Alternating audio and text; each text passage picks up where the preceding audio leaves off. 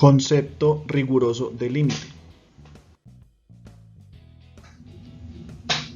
Para entender bien el concepto riguroso de límite, es necesario primero estudiar algunos conceptos matemáticos previos o recordarlos, específicamente el concepto de valor absoluto.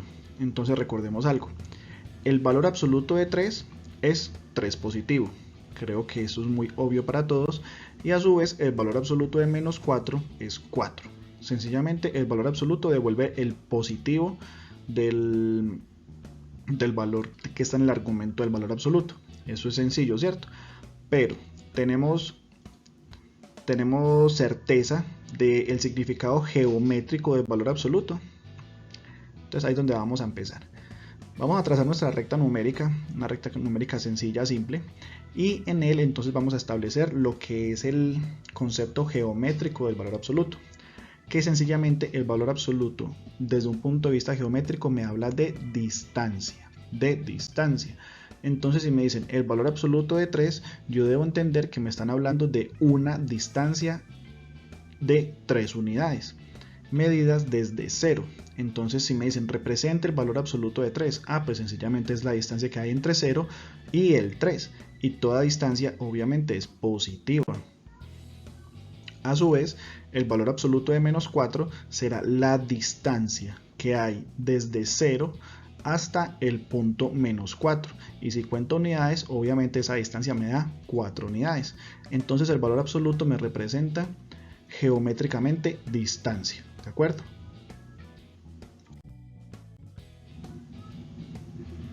Ahora bien, analicemos lo siguiente.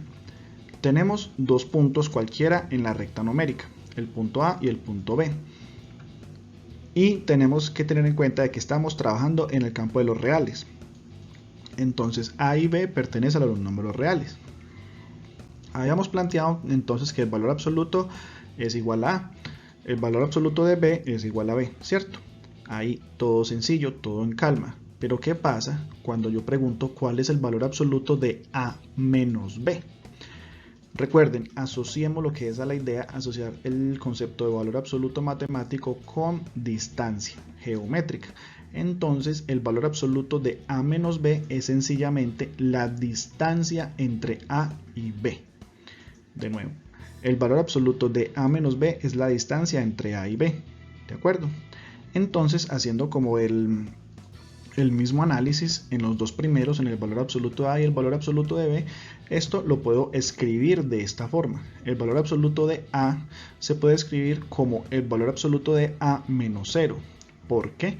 Porque recuerden que el valor absoluto de A es la distancia que hay entre 0 y A.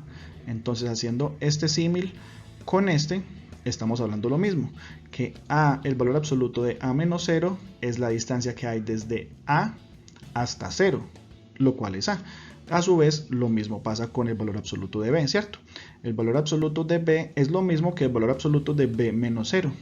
Es la distancia que hay entre el punto B y el 0 en la recta numérica.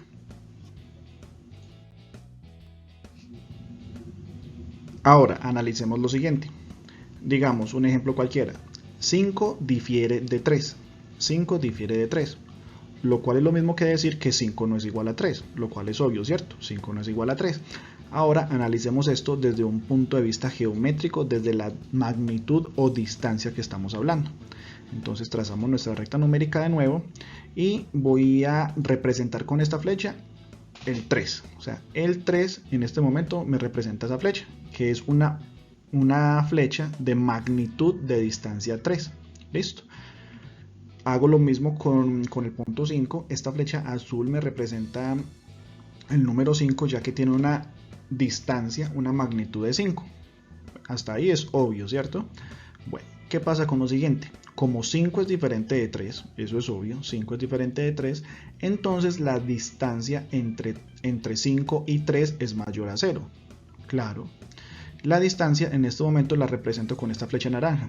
Como los dos son diferentes, entonces si yo los comparo, la diferencia entre los dos tiene que ser mayor a 0. ¿Cuándo la diferencia es igual a 0? Cuando resto los mismos números, cuando los números son iguales, ¿cierto? ¿Qué pasó acá? Matemáticamente esto se expresa de esta forma. el valor absoluto de 5 menos 3 es mayor a 0. ¿Qué estoy diciendo acá?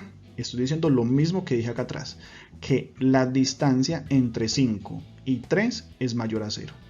Esto, solo este pequeño parte me está expresando que la distancia entre 5 y 3 es mayor a 0, lo cual es obvio lo que acabamos de decir. Esto parece muy trivial, pero esto nos va a abrir las puertas y a entender lo siguiente, que para muchos no es tan fácil de entender. Esto matemáticamente, ya posterior, ya voy para allá, se puede expresar de esta forma, que 5 menos 3, el valor absoluto de 5 menos 3 es menor a epsilon. Bueno, y acá entonces empezamos a pensar, bueno, ¿qué es eso? ¿Qué es epsilon? ¿Eso de dónde salió? ¿Qué es esa vaina? ¿Cierto? Bueno, acá ya es donde, acá en este punto ya acabamos como el repaso, las bases conceptuales básicas que necesitábamos para empezar el estudio del concepto riguroso de límite. Resulta que Augustin Los Cauchy, quien fue quien introdujo el concepto de límite riguroso, se hizo de este simbolito que se llama notación epsilóntica, bueno, así se llama, y trata de lo siguiente. Si entendimos entendemos este. Valor absoluto de f de x menos L. ¿Qué es el valor absoluto de f de x menos L? Recuerden, es la distancia que hay entre f de x y L. ¿Sí? Hasta ahora entiendan eso. Recuerden que f de x hace a su vez de los valores de y en una función. ¿Se acuerdan? Entonces es la distancia entre y y L. Entonces me dice que los valores de y, que la distancia que hay entre y y L es menor a epsilon. Resulta que epsilon es una cantidad que la podemos hacer por lo general infinitamente pequeña. Infinitamente pequeña. Ahí está la clave. Quiere decir de que si esta cantidad es infinitamente pequeña, pero nunca es cero, pero no es cero, es infinitamente pequeña, muy pequeña, pero no es cero. Quiere decir de que la distancia entre f de x o y y L es muy corta, es muy pequeña, pero nunca va a ser cero. Como la distancia nunca es cero, entonces quiere decir de que f de x nunca va a ser L. ¿De acuerdo? Esa es la clave del asunto. F de x nunca va a ser L. F de x va a estar muy cerquita, muy pegadito, infinitamente cerca, pero no va a ser L. Esa es la clave del asunto. Acá pronto hay un bosquejo. Entonces, otra forma gráfica de representar eso, que si f de x está muy cerca de L, entonces acá tengo la letra L, un valor cualquiera. Entonces L más epsilon y L menos epsilon es el rango donde me puedo mover. O sea, esta gráfica me simboliza también esta parte algebraica. Esta es la parte gráfica de esta parte algebraica. ¿De acuerdo? A su vez, entonces ya estoy hablando del concepto del límite. También existe x, valor absoluto de x menos c está entre 0 y delta.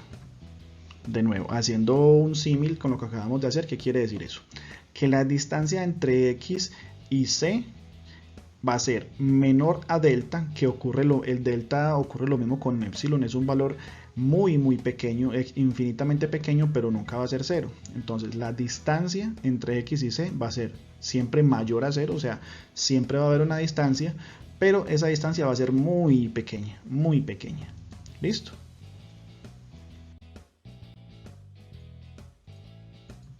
Ahora sí, finalmente, definición rigurosa del límite. Todo lo que acabamos de analizar en este pequeño video es para lo siguiente.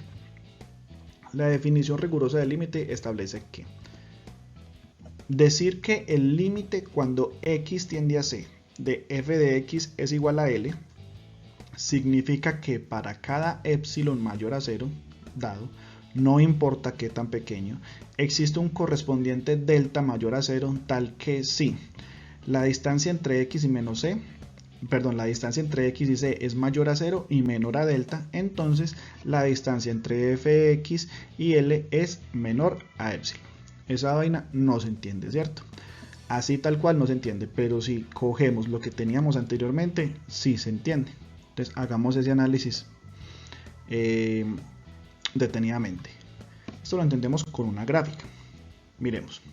Decir que el límite de x sub c el límite cuando x tiende a c de f de x es igual a L, significa que para cada delta mayor a 0, entonces hay un delta mayor a 0. Ese delta lo voy a establecer en la letra L, que es el límite. Entonces el límite se va a mover entre un más delta y un menos delta, ¿sí? Entonces dice, para cada epsilon mayor a 0, existe un correspondiente delta mayor a 0. Existe un delta mayor a 0. Los deltas los voy a asociar con x en el eje x. Y los epsilon los voy a asociar con f de x en el eje y. Existe un delta mayor a 0 tal que cuando la distancia entre x y c, ojo que c es el punto donde yo me tengo que aproximar en x, a medida que la distancia entre x y c se va haciendo más pequeña, eso me quiere decir esto, a medida que la distancia entre x y c se va haciendo más pequeña, ¿y de dónde sale la palabra pequeña? Del delta. Recuerde que delta son cantidades infinitamente pequeñas. Cuando pasa eso, entonces la función f de x se va haciendo más próxima al valor L. Entonces, aquí me dice entonces, la distancia entre f de x y L es muy pequeña, infinitamente pequeña. Entonces, esto gráficamente es lo que está escrito acá. De nuevo y última vez.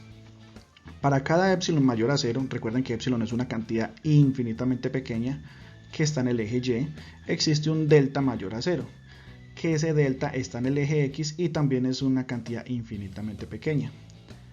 Entonces, la distancia entre x y c es el punto donde yo me quiero aproximar, se hace cada vez más pequeña. La distancia entre x y c se hace cada vez pequeña, entonces la distancia que hay entre la función y el límite se hace cada vez más pequeña. Entonces se puede establecer que el límite de x cuando tiende a c, el límite cuando x tiende a c de f de x es igual a L. En esta gráfica se observa fácilmente cómo si delta se acerca cada vez más a, que viene siendo el punto crítico, pues entonces el límite, o sea el epsilon, se va acercando cada vez más al límite. Entonces se ve de alguna forma algo no tan estático como es la matemática antes del límite, sino que se observa algo más cinemático, algo con una matemática como de movimiento, por decirlo de cierta forma. Entonces, a medida que el delta se hace cada vez más pequeño, infinitamente pequeño, pues entonces se va a acercar más a A. Bueno, acá hay un error, ahí pues me tienen en cuenta, acá es límite cuando x tiende a c y aquí está A, pero bueno, entonces en vez de A es c menos A, c y acá c más A, listo. Entonces, a medida que el delta se hace cada vez más pequeño, entonces se va acercando cada vez más a c, que es mi punto crítico. Y cada vez que eso pasa, entonces el epsilon se hace cada vez más pequeño, infinitamente pequeño, y se acerca al límite de la función.